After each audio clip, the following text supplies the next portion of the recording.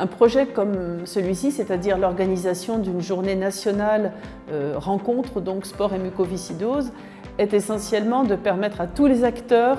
autour du patient et autour de l'activité physique du patient muco de se rencontrer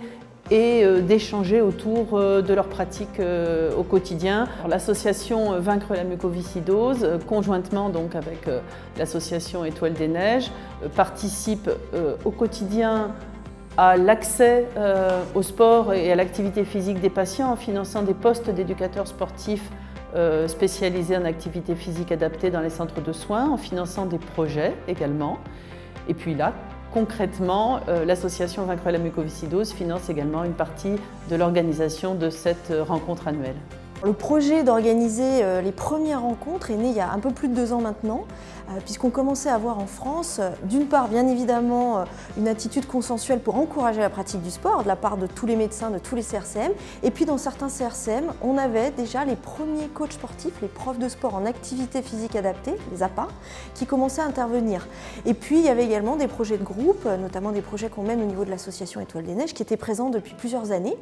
On a eu l'idée de faire se rencontrer les gens, d'où ce nom de rencontre, pour que vraiment de ces échanges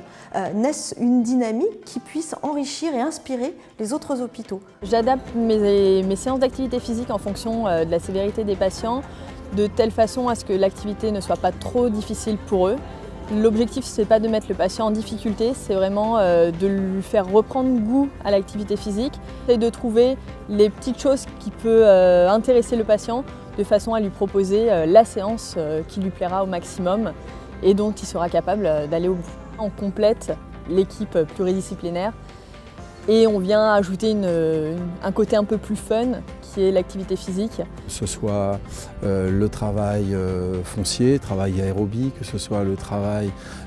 technique, proprioceptif, de renforcement musculaire, toutes les techniques sont adaptables, tout en partant bien évidemment de ce que le patient pourra faire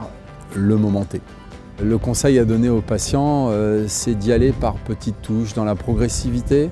en cherchant à prendre du plaisir. Tous les jours en faire un petit peu plus, en repoussant un peu plus ses limites, et ça sera de commencer à travailler 5 minutes, puis 10, puis 15, mais toujours en gardant ce plaisir dans la pratique physique.